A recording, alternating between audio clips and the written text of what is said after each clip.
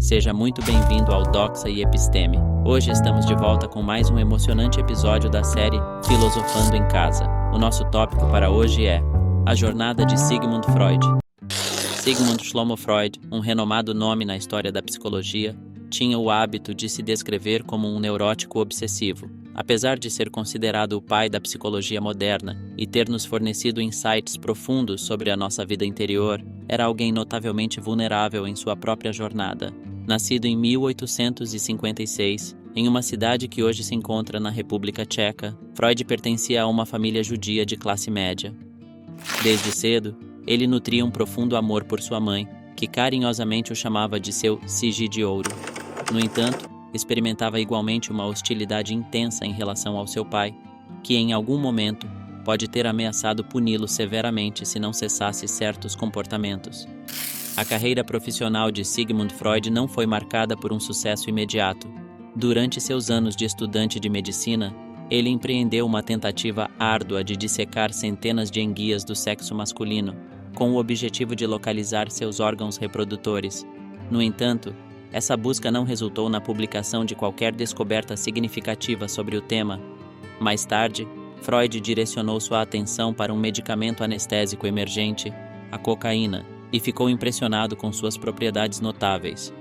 No entanto, a cocaína revelou-se perigosa e viciante, levando Freud a abandonar seu entusiasmo pelo seu uso clínico. Alguns anos depois, Freud finalmente começou a esboçar a disciplina que o tornaria mundialmente famoso: a psicanálise. Seu trabalho seminal foi o livro A Interpretação dos Sonhos, publicado em 1900.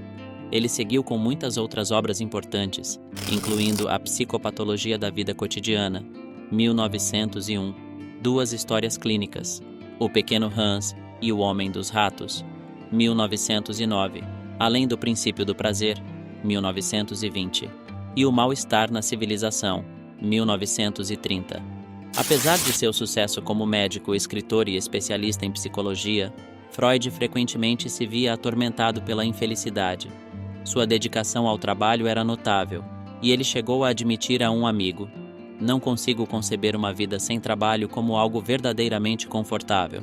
Em momentos mais intensos de sua pesquisa, ele escreveu: "O paciente principal que me preocupa sou eu mesmo." Freud também era propenso a sentimentos de ciúmes em relação a colegas. Houve uma ocasião em que desmaiou ao assistir a uma palestra de Carl Jung e proibiu a maioria dos alunos de sequer se aproximar de Alfred Adler. Para encontrar conforto, Freud recorria ao seu amado charuto, embora sentisse vergonha, pois acreditava que era um substituto para o hábito masturbatório de sua infância. Apesar de suas próprias tristezas e angústias pessoais, elas contribuíram significativamente para sua maior conquista: a exploração da estranha infelicidade da mente humana. Seu trabalho nos revela que, em suas próprias palavras, o eu não é senhor da sua própria morada. Em vez disso, somos governados por forças internas em constante conflito, muitas das quais escapam à nossa percepção consciente. Independentemente de quão peculiares, desconcertantes ou até engraçadas algumas de suas teorias possam parecer, é imperativo prestar atenção, pois Freud nos proporciona uma perspicaz descrição do porquê ser humano pode ser uma tarefa tão desafiadora. Prazer versus realidade. Em seu ensaio Formulações sobre os Dois Princípios do Funcionamento Mental, escrito em 1911, Sigmund Freud apresentou uma teoria fascinante sobre o conflito interno que todos nós enfrentamos. Ele descreveu o princípio do prazer, que nos impulsiona na direção das coisas agradáveis, como o sexo e sobremesas deliciosas, enquanto nos afasta das coisas desagradáveis, como tarefas monótonas e pessoas entediantes. Freud argumentava que, no início da vida, somos governados principalmente por esse instinto, agindo de acordo com o princípio do prazer. À medida que crescemos, o inconsciente continua a ser influenciado por esse princípio, pois o inconsciente é sempre infantil. No entanto, Freud observou que simplesmente seguir o princípio do prazer nos levaria a comportamentos irracionais e até prejudiciais, como se envolver romanticamente com membros da família, roubar dinheiro alheio e eliminar quem nos incomoda. Para equilibrar essa tendência, precisamos levar em consideração o que Freud chamou de princípio da realidade. Idealmente, nos adaptamos às demandas do princípio da realidade de uma maneira produtiva, sacrificando prazeres momentâneos incertos em busca de recompensas mais seguras no futuro. Essa é a base de muitos aspectos da religião, educação e ciência. Aprendemos a nos controlar e adiar gratificações imediatas em favor de prazeres maiores e socialmente aceitáveis a longo prazo. No entanto, Freud também observou que a maioria das pessoas enfrenta dificuldades na aplicação desse princípio na prática. Ele acreditava que a qualidade da adaptação à realidade poderia variar e categorizava as adaptações problemáticas como neuroses. Em casos de neurose, reprimimos ou suprimimos impulsos de prazer, mas isso vem com um custo. Nos sentimos infelizes e angustiados, muitas vezes sem compreender a origem de nossos sintomas. Por exemplo, podemos lutar contra a atração por pessoas fora de nosso relacionamento, mas essa luta é dolorosa demais para ser experimentada constantemente, então a reprimimos inconscientemente. Em vez disso, podemos desenvolver ilusões de ciúmes em relação ao nosso parceiro, convencendo-nos de que estão nos traindo. Isso é uma projeção de nossa própria ansiedade e pode aliviar parte da culpa, mas também pode criar problemas sérios no relacionamento.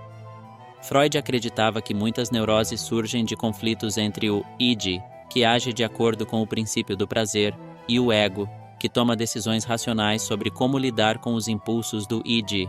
Às vezes, as neuroses resultam de um conflito entre o ego e o superego, que representa nosso senso moral. Para compreender essa dinâmica, é importante lembrar a época de vida que muitas vezes é a fonte dessas neuroses. As etapas do desenvolvimento infantil, segundo Freud. A infância é uma fase crucial em que aprendemos a nos adaptar à realidade, seja para o nosso bem ou, muitas vezes, para o nosso prejuízo.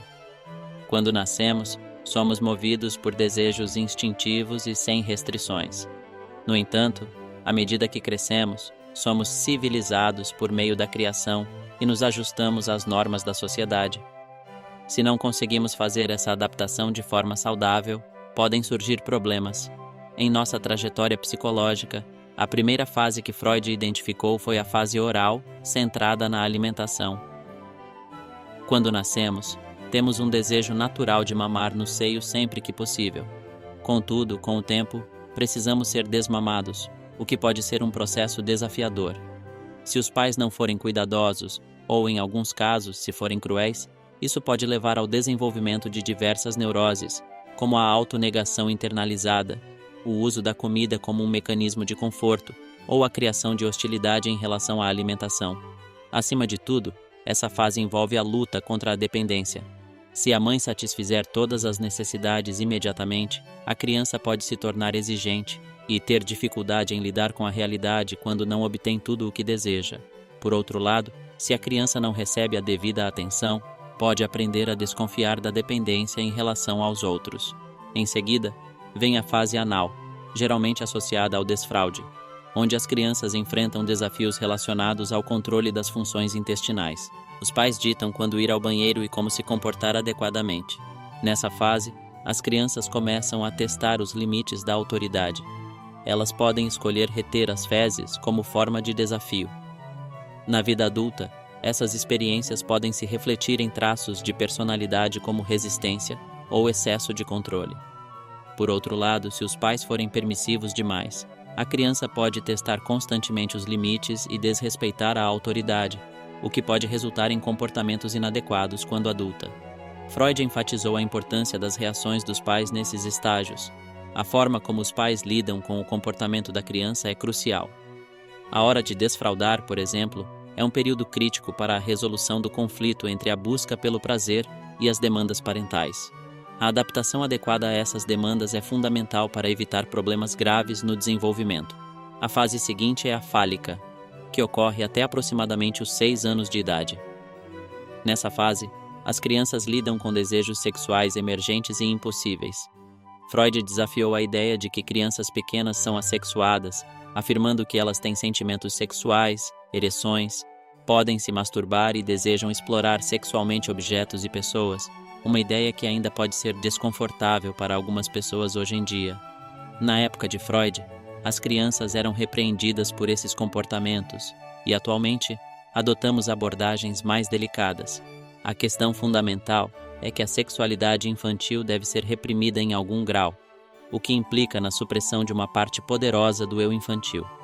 O complexo de Édipo é uma parte fundamental dessa fase. Tá legal, isso vai acabar agora. Eu já estou por aqui com esse negócio de não é a mamãe. Eu não sou sua mãe, eu sou seu pai. E você só tem um garoto. E é assim que você vai me chamar, de papai. Agora diga papai. Diga papai.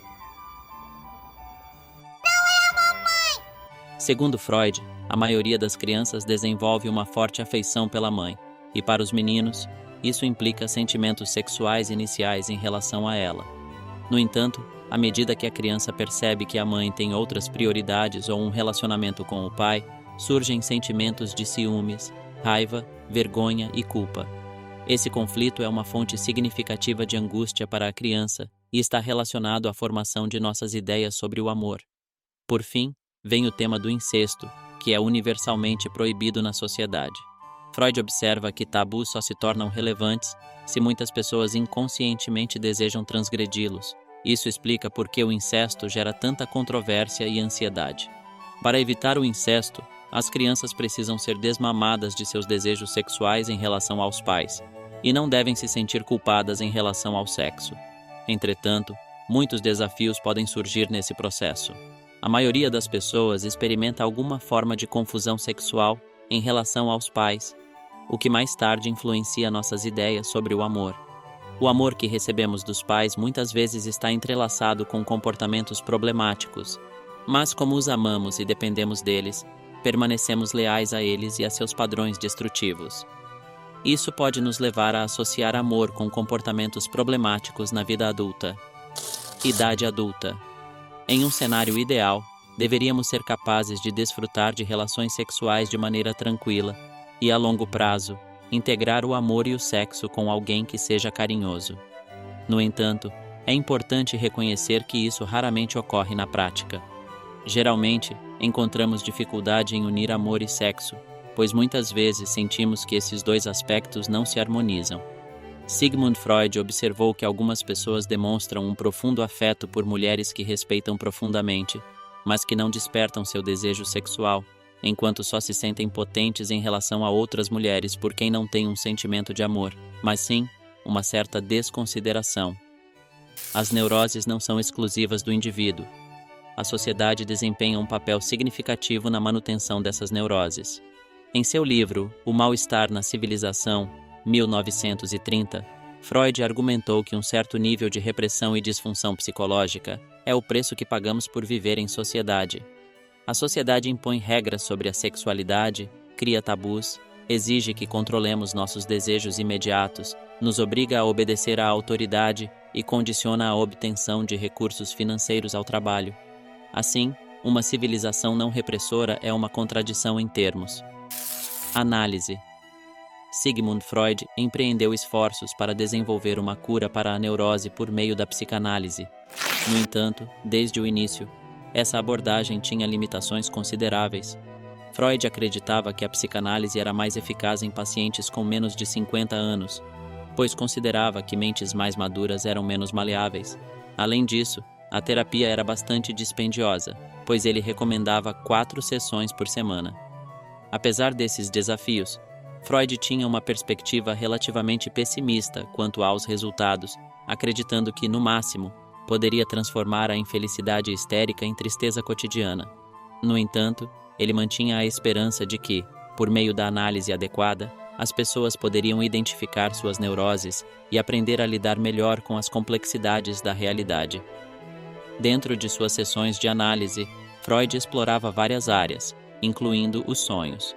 Ele sustentava que o sono proporcionava uma oportunidade para relaxar das pressões da consciência e, principalmente, para vivenciar o que ele chamava de realização de desejos.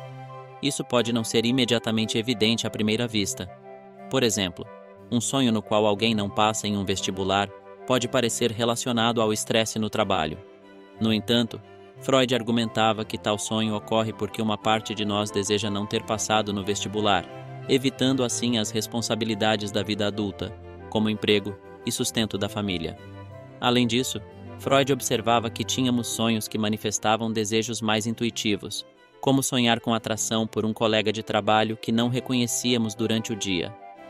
Ao acordar, retornamos ao mundo e às regras de nosso superego moralista, o que geralmente nos leva a reprimir esses sonhos. Essa é uma das razões pelas quais rapidamente esquecemos os sonhos emocionantes que tivemos. Freud tinha um grande interesse em observar como seus pacientes usavam as palavras, especialmente quando ocorriam deslizes ou atos falhos, conhecidos como lapsus freudianos ou parapraxis. Por exemplo, ele relatou o caso de um homem que pediu a uma mulher, por quem não tinha grande apreço, que se juntasse a ele nos Estados Unidos, para onde ele havia emigrado.